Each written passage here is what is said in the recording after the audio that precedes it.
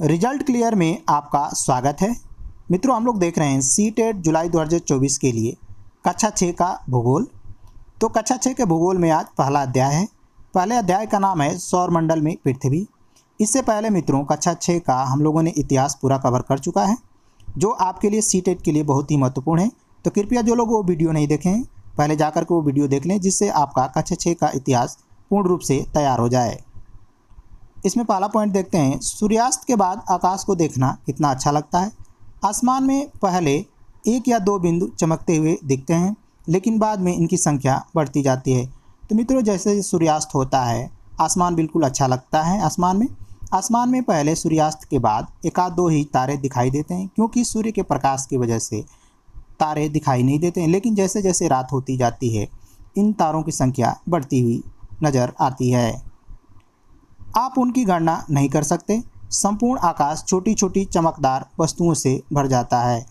तो मित्रों, आप तारों की गणना नहीं कर सकते हैं, क्योंकि बहुत सारे छोटे छोटे तारे आकाश में भर जाते हैं, जिनमें से कुछ चमकीले होते हैं तथा कुछ धुंधले होते हैं। तो ये जो तारे होते हैं मित्रों, कुछ तो चमकीले होते हैं और कुछ धुंधले दिखाई देते हैं। ऐसा प्रतीत होता है मानो आकाश में हीरे जड़े हों। इनमें से कुछ टिमटिमाते प्रतीत होते हैं। इन चमकीली वस्तुओं के साथ आप लगभग प्रतिदिन चंद्रमा को भी देखते हैं। यह अलग अलग समय पर अलग अलग आकार तथा अलग अलग स्थितियों में दिखाई पड़ता है। तो मित्रों, जो भी आकाश में चमकीली वस्तुएं दिखाई देती हैं, उनके साथ साथ हम प्रतिदिन लगभग चंद्रमा को भी देख सकते हैं। तो चंद्रमा अलग अलग समय पर अलग अलग आकार में दिखाई देता है। आप पूर्ण चंद्रमा को लगभग एक महीने में एक बार देख सकते हैं। यह पूर्ण चंद्रमा वाली रात पूर्णिमा कहलाती है। तो मित्रों, एक महीने में पूर्ण चंद्रमा को हम एक ही बार देख सकते हैं और यह पूर्ण चंद्रमा वाली रात पूर्णिमा कहलाती है। 15 दिन के बाद आप इसे नहीं देख सकते हैं। तो 15 दिन के बाद मित्रों हम पूर्णिमा को नहीं देख सकते हैं। यह नए चंद्रमा की रात अमावस्या कहलाती है। तो जो नए चंद्रमा की जो रात होती है, इसको हम अमावस्या कहते हैं। सूर्य के अत्यधिक तेज तथा प्रकाश के कारण रात के समय चमकने वाली वस्तुओं को हम नहीं देख पाते हैं। तो मित्रों, देखे होंगे आप लोग कि दिन में सूर्य के प्रकाश के कारण हम दिन में तारों को नहीं देख सकते हैं।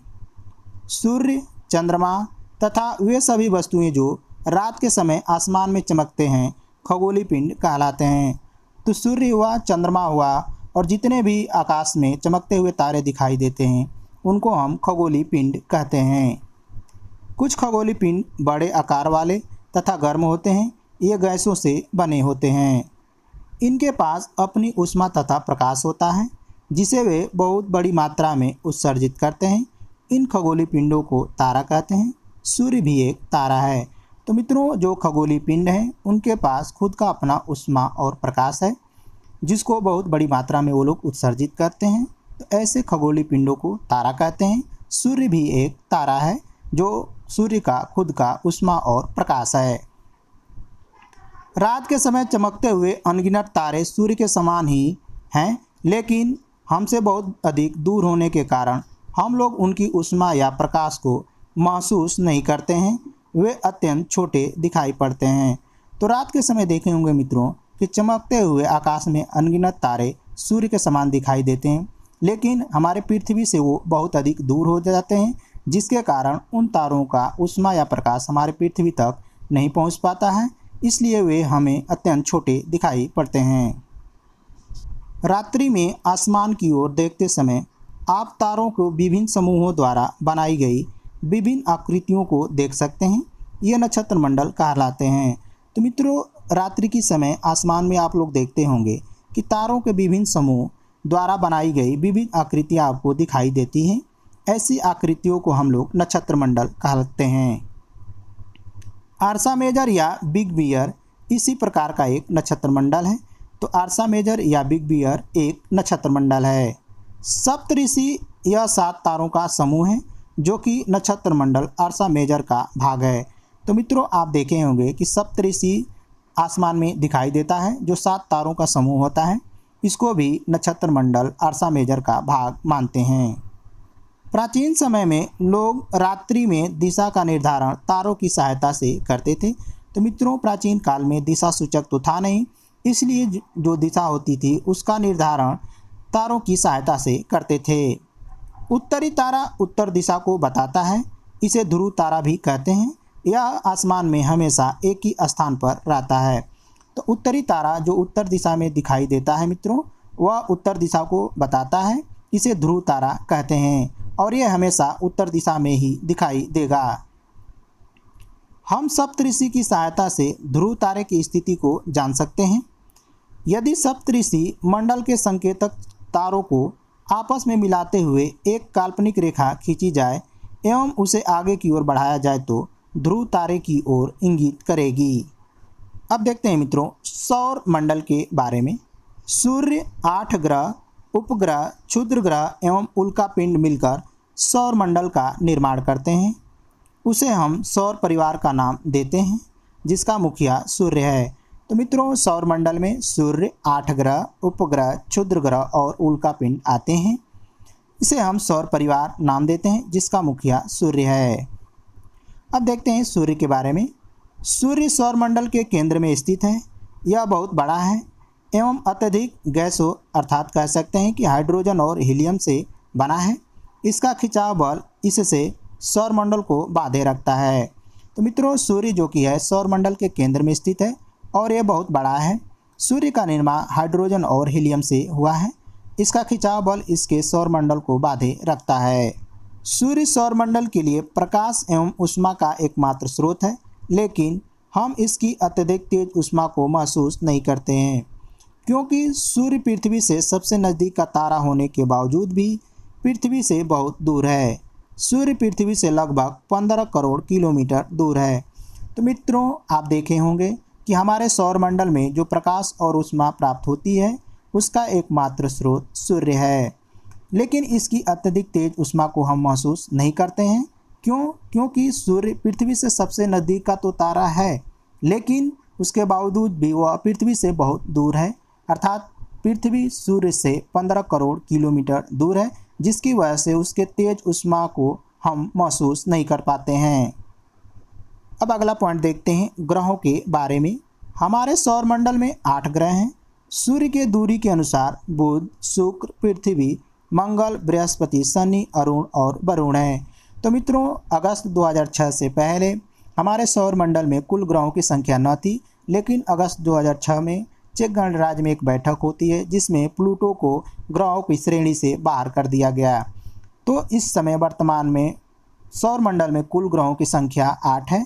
अगर सूर्य के दूरी के अनुसार देखा जाए तो सूर्य से सबसे नज़दीक का ग्रह बुध है, उसके बाद शुक्र, पृथ्वी, मंगल, बृहस्पति, शनि, अरुण और वरुण हैं।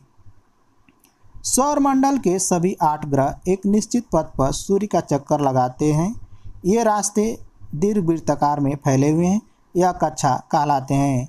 तो मित्रों सौर मंडल में जो 8 ग्रह हैं एक निश्चित पथ पर सूर्य का चक्कर लगाते हैं और इस रास्ते को दीर्घवृत्ताकार कक्षा कहते हैं।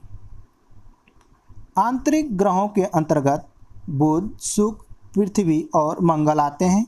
इन ग्रहों का निर्माण चट्टानों से हुआ है। तो मित्रों जो आंतरिक ग्रह हैं उसकी कुल संख्या 4 है। आंतरिक ग्रहों में बुध, शुक्र, पृथ्वी और मंगल आते हैं। इन ग्रहों का निर्माण चट्टानों से हुआ है। वहीं वाह्य ग्रहों की बात की जाए तो वाह्य ग्रहों की संख्या भी 4 है, जिनमें बृहस्पति, शनि, वरुण और वरुण आते हैं। इन ग्रहों का निर्माण गैस और तरल पदार्थों से हुआ है। कुछ खगोलीय पिंडों में अपना प्रकाश एवं ऊष्मा नहीं होती है, वे तारों के प्रकाश से प्रकाशित होते हैं। ऐसे पिंड ग्रह कहलाते हैं। तो मित्रों वे खगोलीय पिंड जिनके पास खुद का प्रकाश और ऊष्मा नहीं होता है और वे तारों के प्रकाश से ही प्रकाशित होते हैं, ऐसे खगोलीय पिंड को ग्रह कहते हैं। पृथ्वी एक ग्रह है। यह अपना संपूर्ण प्रकाश एवं ऊष्मा सूर्य से प्राप्त करती है। तो मित्रों पृथ्वी के पास भी अपना खुद का प्रकाश नहीं है, इसलिए पृथ्वी एक ग्रह है। पृथ्वी सूर्य के प्रकाश से ऊष्मा तथा प्रकाश प्राप्त करती है। पृथ्वी को बहुत अधिक दूरी से जैसे चंद्रमा से देखने पर यह चंद्रमा की तरह चमकती हुई प्रतीत होगी। पृथ्वी के सबसे नज़दीक का तारा सूर्य है। बुध सूर्य के चारों ओर एक परिक्रमा 88 दिनों में पूरा करता है तथा अपने अक्ष पर घूर्णन 59 दिनों में पूरा करता है। तो मित्रों, बुध जो कि सूर्य से सबसे नज़दीक का ग्रह है, इसलिए वह सूर्य की परिक्रमा 88 दिनों में करता है तथा अपने अक्ष पर घूर्णन 59 दिनों में पूरा करता है। शुक्र सूर्य के चारों ओर एक परिक्रमा 255 दिनों में करता है तथा अपने अक्ष पर घूर्णन 243 दिनों में करता है। शुक्र को पृथ्वी का जुड़वा ग्रह माना जाता है क्योंकि इसका आकार एवं आकृति लगभग पृथ्वी के समान है। तो मित्रों, जो कि शुक्र है वह सूर्य की परिक्रमा 255 दिनों में तथा अपने अक्ष पर घूर्णन 243 दिनों में करता है। शुक्र का आकार एवं आकृति पृथ्वी के लगभग समान होने के कारण शुक्र को पृथ्वी का जुड़वा ग्रह भी माना जाता है। अब देखते हैं मित्रों पृथ्वी के बारे में। सूर्य की दूरी के हिसाब से पृथ्वी तीसरा ग्रह है तथा आकार में पांचवा सबसे बड़ा ग्रह है। पृथ्वी ध्रुवों के पास थोड़ी चपटी है, इसलिए इसके आकार को भूभाग कहा जाता है। तो मित्रों, पृथ्वी उत्तरी ध्रुव और दक्षिणी ध्रुवों पर थोड़ी सी चपटी है, इसलिए इसके आकार को भूभाग कहा जाता है।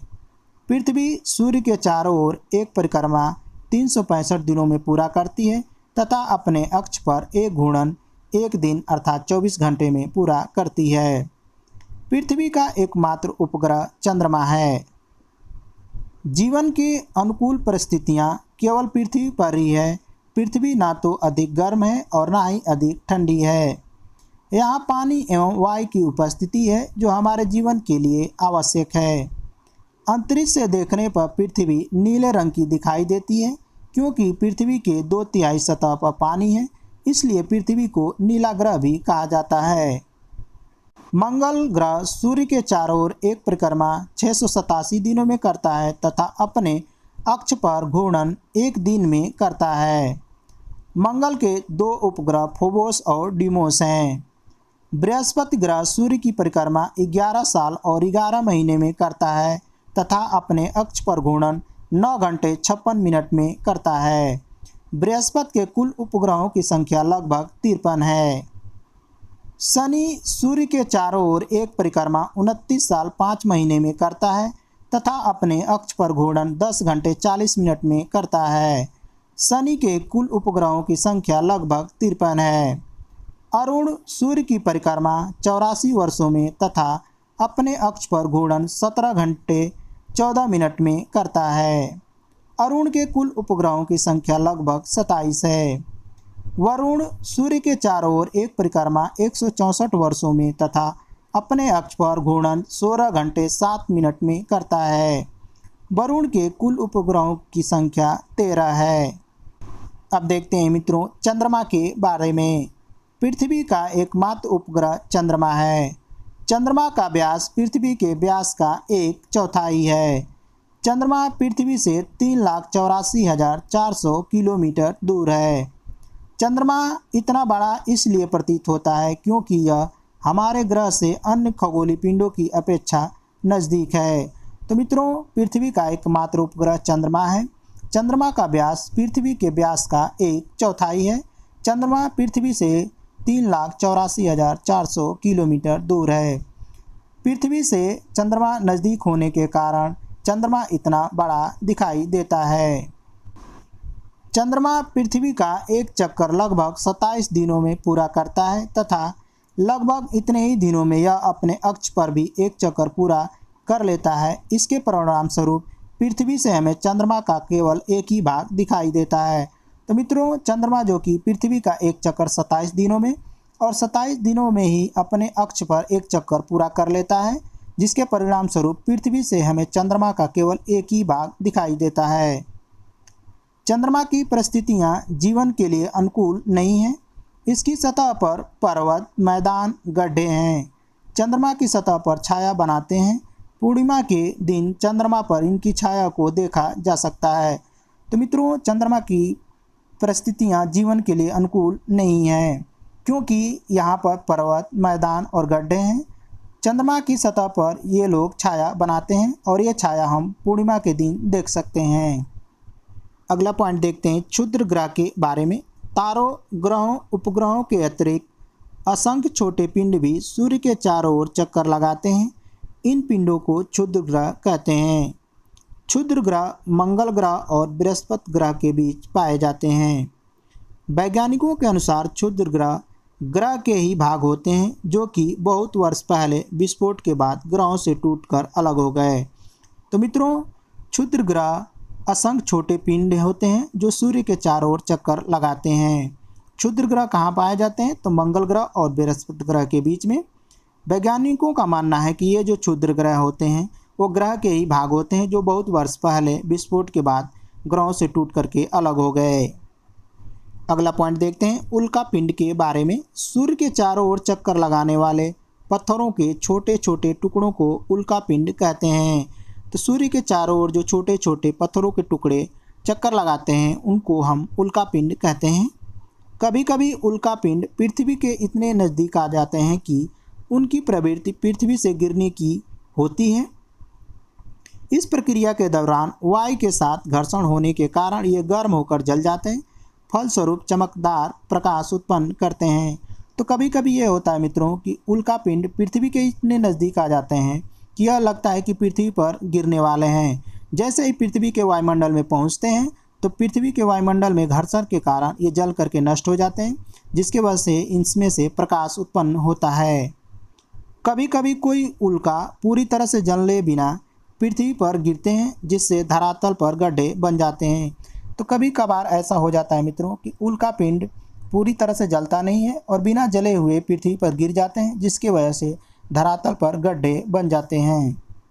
अगला पॉइंट देखते हैं आकाशगंगा के बारे में। तारों वाले खुले आकाश में एक ओर से दूसरी ओर तक फैली चौड़ी सफ़ेद पट्टी की तरह एक चमकदार रास्ता दिखाई देता है। यह लाखों तारों का समूह है जिसे आकाशगंगा कहते हैं। तो मित्रों, कहने का ये मतलब है कि आकाशगंगा लाखों तारों का समूह होता है। हमारी आकाशगंगा का नाम मिल्की वे है। हमारा सौरमंडल मिल्की वे आकाशगंगा का एक भाग है। तो मित्रों, हमारी आकाशगंगा का नाम क्या है? तो मिल्की वे। हमारा सौरमंडल मिल्की वे आकाशगंगा का ही भाग है। आकाशगंगा करोड़ों तारों, बादलों, गैसों की एक प्रणाली है। इस प्रकार की लाखों आकाशगंगाएं मिलकर ब्रह्मांड का निर्माण करती हैं। तो आकाशगंगा करोड़ों तारों, बादलों, गैसों की एक प्रणाली है मित्रों। इस प्रकार की जो लाखों आकाशगंगाएं हैं, इन लाखों आकाशगंगाओं से मिलकर के ब्रह्मांड का निर्माण होता है। तो ये तो मित्रों थे हमारे सौरमंडल में पृथ्वी। मिलते हैं अगले वीडियो में, तब तक के लिए नमस्कार।